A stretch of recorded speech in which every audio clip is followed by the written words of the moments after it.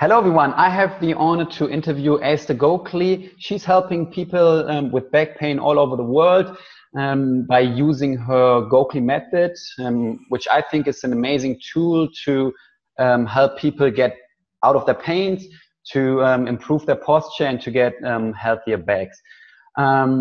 Esther, today we will be talking about back pain and posture and how it relates to each other.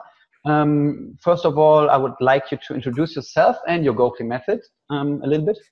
Sure. So my name's Esther Gokhale, and I've been working with people for over 30 years in this way, not over 25 years.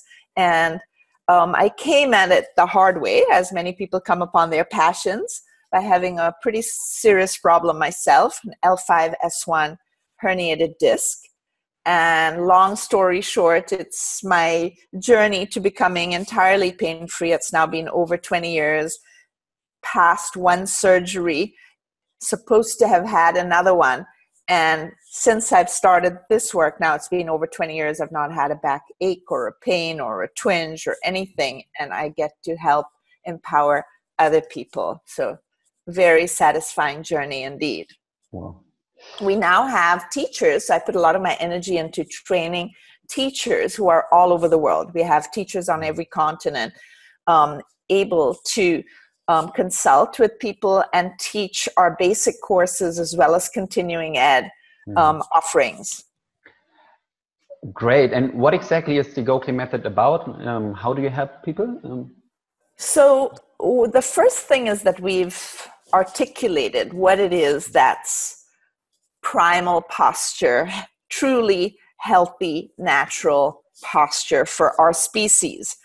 And it has characteristics that are shared by young children, by ancestral populations, and indigenous people that are getting fewer and further between.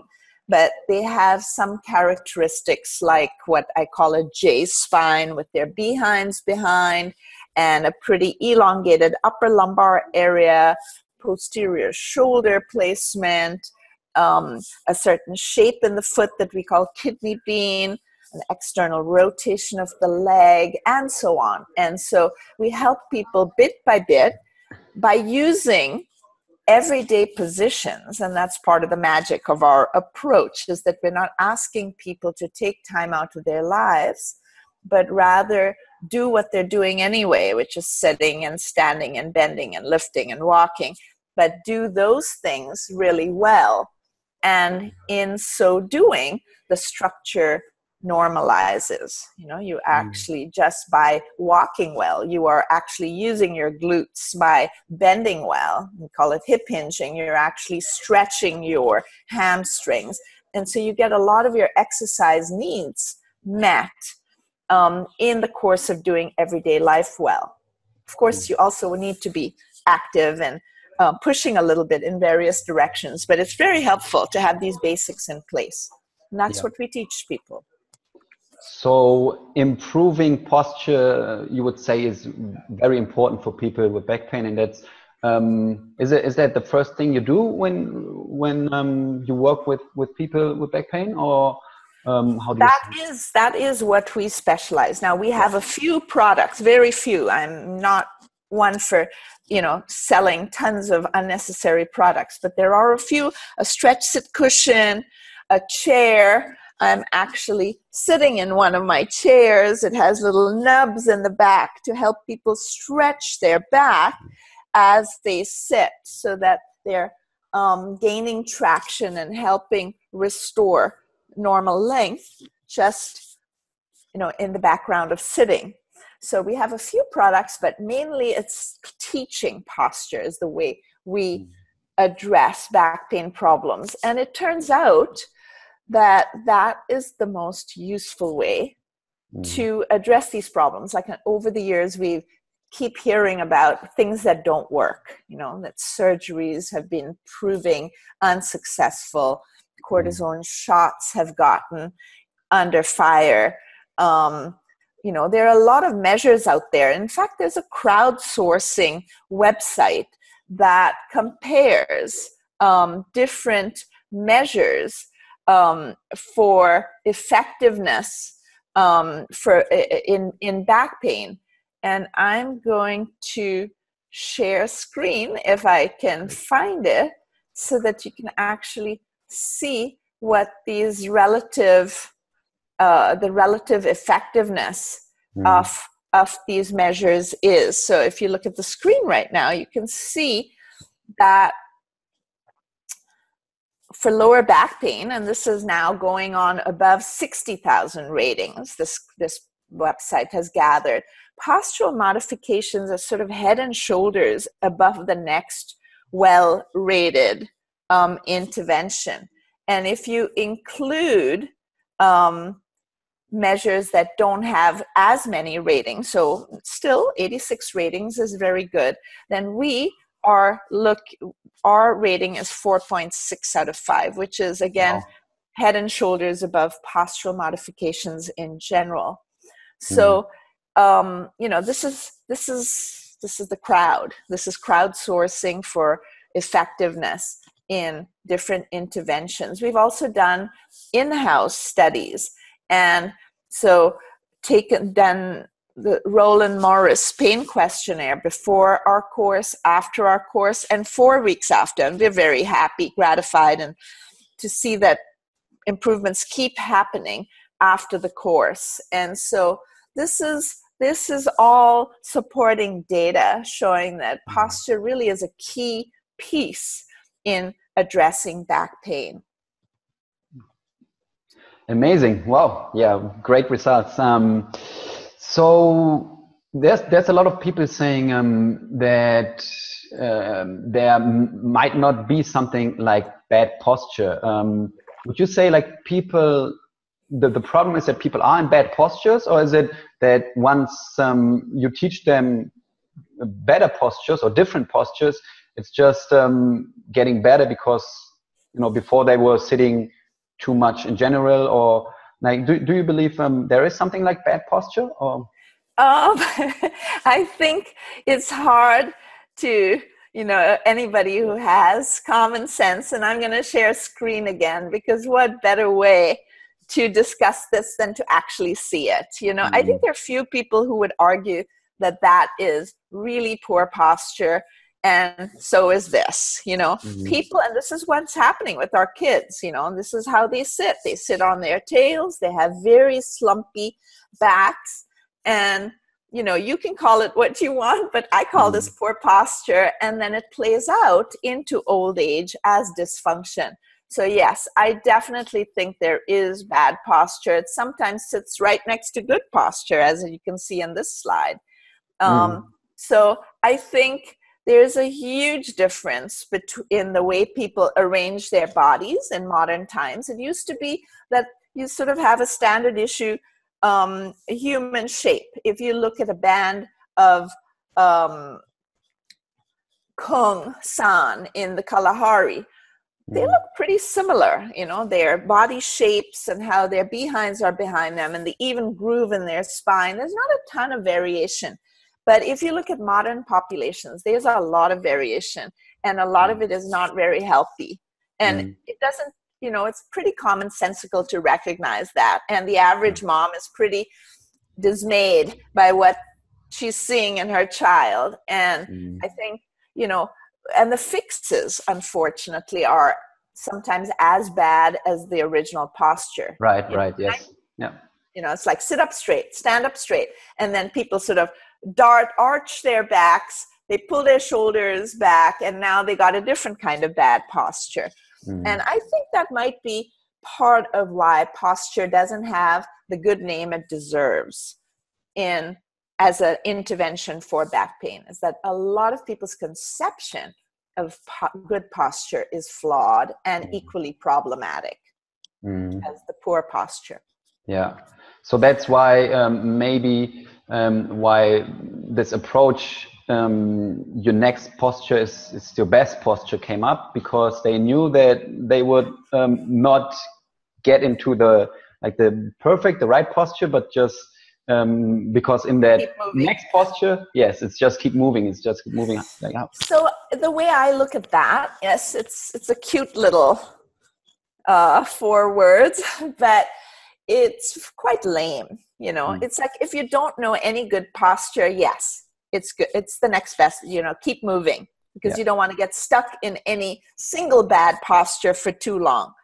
But really, we can do much better. There are good postures, good sitting postures, good standing posture, and we don't have to be escaping each position, because I think there are excellent postures for everything we do, and we can be quite peacefully there, not for hours and hours stuck in one posture, but we don't have to keep moving in this frenetic fashion. There's a place for peacefulness and meditation, and the body is very well equipped to function well in a still state.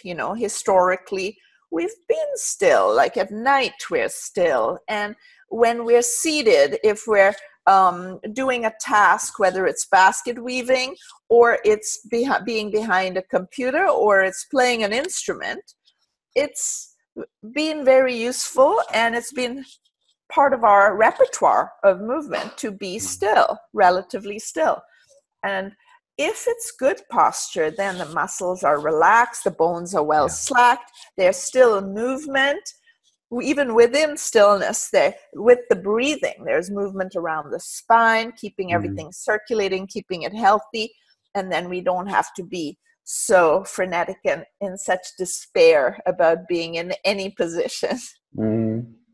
So I think the key is really to know what the right posture is, and how to really be in that posture and have relaxed muscles, to really relax and to breathe well. Because there's so many people saying when they get out of a slump posture, try to sit up straight. They say, like, I cannot hold this posture for more than a minute. So it's probably because they haven't learned the right posture. I think what passes as good posture in conventional thinking is rather tense and arched in the back and effortful. And it's no wonder that people sort of have a bad association with, everything posture. When I enter a room, sometimes, a whole bunch of people will suddenly be straightening up and sitting up and arching their backs. And that's not sustainable or healthy. And unfortunately, a lot of the buzzy devices we now are starting to see on the market reinforce that, So it's like, if you're found to be a little slumping, and they're not very sophisticated, if you're leaning forward, they find you to be slumping, and then they buzz, and then, you're supposed to pull your shoulders back and arch your back and sit up straight, and that's supposed to be wonderful for you, which it isn't. So I hope that, that sort of thinking doesn't spread too far and give posture a bad name all over again, which has happened historically. There was a time where posture was sort of on the radar, but it was done poorly in this kind of military fashion. And understandably, it fell out of favor. And I hope the electronic devices used poorly don't provide us another wave of that. Yes. So even though we were sitting in these slump positions for so long, all this furniture that push us into these postures, and maybe all the muscles are probably short or tight, we're still able to achieve better posture by just trying it out. How quick does it go? Like, can you change someone's posture to instantly, really? Great. Like, you can make improvements instantly. What's important is to have good knowledge, and we always like to explain things in several ways, like intellectually, visually, and kinesthetically. It's got to make sense, it's got to look right, and it's got to feel right. Even if it feels strange, it's got to feel strangely familiar. It's what people used to do when they were little kids. And so we're not teaching rocket science. We're teaching you to do what you used to do when you were 2 years old. We're teaching you to do what your ancestors did, your great-great-great-grandparents and earlier. We're teaching you what hunter-gatherers do, what's in our genetic makeup. So it's not an unreasonable thing to learn. You know, we're not teaching people to skydive. And so it's very doable. Everyone can do it. Sometimes it takes a little longer, you know, but everybody can go back to where they belong. You know, each bone has a natural place to be, somewhere in the field of gravity. And when it's home, the circulation is good, the muscles are at a good resting point, and the physiology of the organism is in place too. You can breathe well, you can digest well, you can eliminate well, and such. And that also has an influence on your mind, on your psyche, probably. Like you can probably think better and be more concentrated and more focused, right? Totally. I almost added that to the list and then realized I haven't, because there's an increasing amount of data coming out showing a connection between posture and emotional health, which makes total sense if you think about the animal world. You know, the way you know if a dog is happy or fearful, submissive, is by its posture. You know, if it has its tail between its legs, it is a sad dog. And if it has its tail out behind it and its head held high, that's a happy animal. And we as human animals are not exempt from that connection. Right. And the research is showing that increasingly. Like there's a New Zealand study that just came out showing a correlation between mild to moderate depression and posture. And by assuming more healthy, open posture, mood is lifted.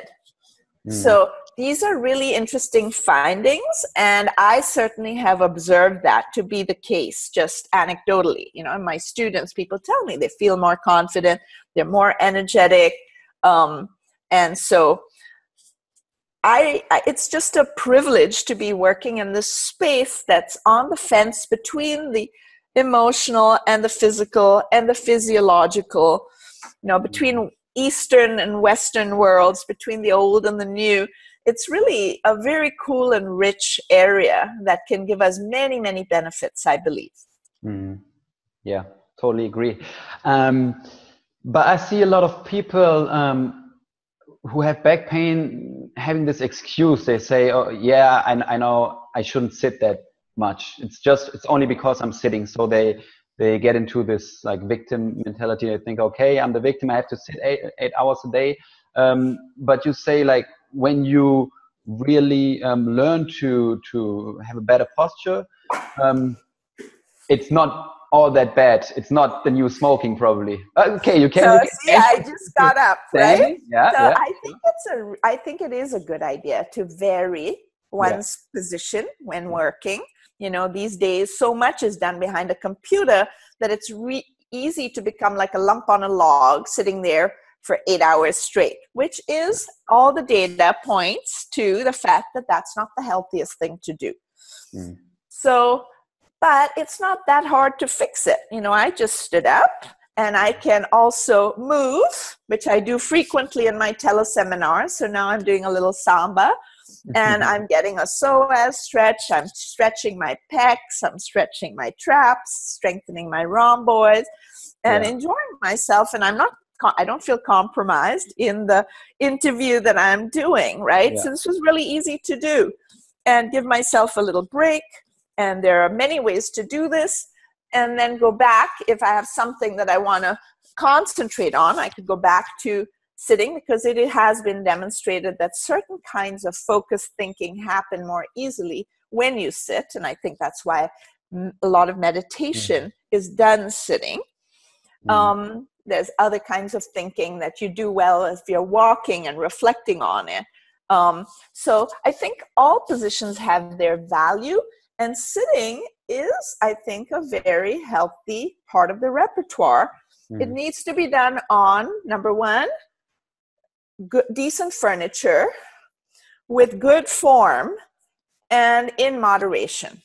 You know, needs to be changed up a little. Stand, move, stretch, go to get a glass of water, go talk with your colleague, come back. And if it's done like that, then I think it's actually really good for you, because it's restful, You know, there was a time where people were standing all day on assembly lines and such, and they had a whole different set of problems. You know, Yes. I've spoken with medical people who remember those days and they laugh. It's like, okay, now we're doing standing desks. We've already been there. People have varicose veins. The studies are there. You have more hospitalizations due to varicose veins. You have increased rates of atherosclerosis. You have diminished fine motor skills. And it goes on. So there are problems with doing anything all the time. Yep. And really, we need some variation, and it's not that hard to design into a work day. Yeah. And then also, if you only stand all the time in a bad posture, or in not the perfectly balanced posture, it's not equally bad. Good. Equally bad, yes. I think it's equally bad because, you know, now if you have a tight psoas and you're arching your back, I mean, there are people who cannot stand comfortably. They have sciatic pain and so on. So it's really about having good form, being moderate, and having decent furniture if you're using furniture, for example, for sitting. Yeah. Great. And then also, a lot of people with especially chronic back pain, they don't move at all anymore. Sometimes because they have this fear avoidance behavior. How do you help them to not fearing movement, not fearing bad posture, not fearing anything, by just showing them? I think it's education, you know, that having, like, just being fearful and not doing anything. I mean, there's lots of data showing that is no better than just going about your everyday life in a measured way. So I think I like the middle way, you know, a middle path. So, you know, some people think, oh, you got back pain, you got to exercise more, you know, but it's a little bit like, yeah, if your car is in trouble, suppose it's an alignment issue, you know, have a crooked axle or something, then just driving it extra is not going to fix the problem. You know, you'll have more wear and tear. Neither is just sitting there. So you need to address the problem. And then what looks the best in the data is to go about everyday life. Yeah. And the improvement I'd like to see people make on that is go about everyday life in a more intelligent, mechanical way, you know, like use better form and do everyday things. And then push your edges as it's appropriate, you know, when you're not injured and so on, then do more, load your system, like push the boundaries in stretch, in strength, in impact, you know, and in various ways, like, you know, just like hunter-gatherers, once in a while they had to, you know, run away from an animal, or run after an animal, or carry a heavy load home. You know, I think it's good to not have our boundaries shrink on us, so that to keep pushing a little bit. But you know, when you have had an injury, I think it's a good time to take it a little easy, but not be so fearful that you're not doing anything, because that carries its own risks. And that's been demonstrated. It's just not as good a result as just moving around as you are able. Yeah. Yes. And do you have any tricks of how to get people more mindful in their everyday life, mindful about their posture, so that they? So what we do is we give people that techniques that provide instant gratification. You know, then you gravitate to that. So, for example, stretch sitting. Like, you know, I'm sitting over here. I could be just sitting, or I could lengthen my back. And this is a technique we show on our website, and we have free online workshops for people to sign up for. But we are lengthening the back and then hooking them either against a towel or our stretch sit cushion or our chair. And now they got stretch going on in their back. It feels great. You know, you got all the pressure taken off the nerve roots and the discs and so on. So if you've had some pain related to that, you'll have instant positive feedback, and when you roll open your shoulders, that's very small, easy technique, but immediately your breathing is better, you look better, you start getting feedback from people that you're looking good, and so on. And we also teach stretch lying. These are such simple techniques. So we start with simple things that you cannot go wrong with, and people come back, it's like, wow, I actually slept really well last night. Well, that motivates them to learn more. So this is how we do it. We teach them things that provide instant gratification, that easily become habit. And in the meantime, we're providing pretty compelling theory, so that they are interested in learning more and learning yet other ways to improve their structure now that they see that it's possible. It's like one of the big hurdles to clear is like, oh, I've been this way for 50 years. How am I going to change? You can change. We work with 100-year-olds. Yeah, that's great. Wow. So even 100-year-olds can improve. Totally. Amazing. And the techniques, like, so right now I'm stretch sitting. That's going on in the background, right? And it's not just a 2-minute little measure. It's hours if I sit here, if I'm driving someplace far away. Instead of being bumped and jerked on the road and coming out sore and icky, I've had a traction treatment in my back for all that time. And I feel refreshed. And that's pretty cool, And anyone can do that. Anyone, 100-year-old can do that. And create, like, we have been measuring our students at the beginning, at the end of course, our 6-lesson course, and the average height increases between 1/2 and 2/3 of an inch. We're talking adults. So, that's significant. Yeah. It's a lot for all those little nerve roots that might be getting impinged, and the discs that are getting degenerated, and the bony spurs that are forming calcium deposits because they're stressed at the edges and what have you. So we actually make real change. People feel it. They get encouraged, willing to make an effort to make still more changes and spiral upwards. So there can be a benefit for people to get motivated too, that they would grow taller. And it's surprising how motivating that is for people. It surprised me because we get people who have suffered from pain for decades, and they get rid of 20 years of pain. But what they're most excited about is that they grew 2/3 of an inch. Like, okay. Well, you wanted, yes. I think it's because it feels very real. Yes. Sure. So that, like, sometimes people don't believe their subjective experience. They don't know if it's going to last. They've been disappointed many times. Things came and went.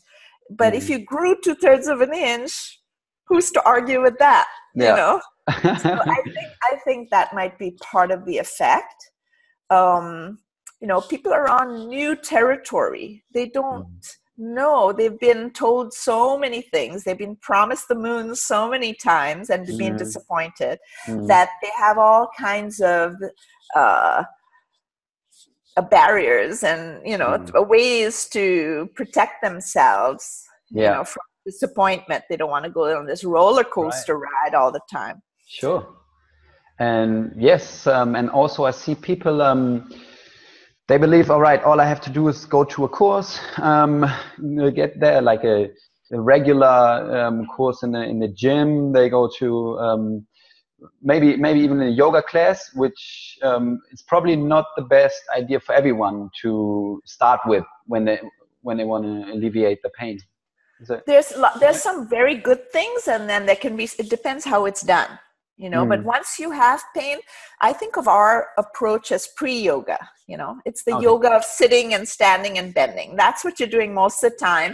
You want to work on those poses first, and then work on other poses to get additional benefit, and do it in a measured way. I always think yoga is like imported technology. It needs to be tweaked for use by modern urban people. You're not like it was designed by yogis for yogis, and these people are sitting cross-legged on the floor, and they're squatting on the toilets ever since they were little, and that's a different structure than we have in a typical modern urban person. So that needs to be taken into consideration. We teach yoga, but we modify every pose. Mm-hmm. And it comes after the basics of sitting and bending and walking and lying down. That's what you're doing 95% of the time. So start with getting those things really honed, and it's surprising how much benefit can be had from just the everyday poses. Yeah. Great. I think I learned a lot, and we busted a lot of myths that I think that are there are a lot of people who believe in those things.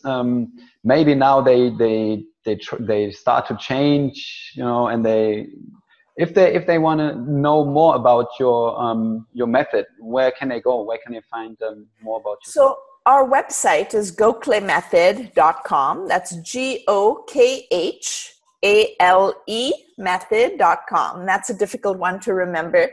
So if they remember my first name, Esther, and they remember that I do posture, that will put you, if you Google that, you will find your way to our website. That's enough, because, or you can posture guru, the New York Times called me that. So it makes it easy to find us and follow that thread to our website, where we have a lot of very generous offerings.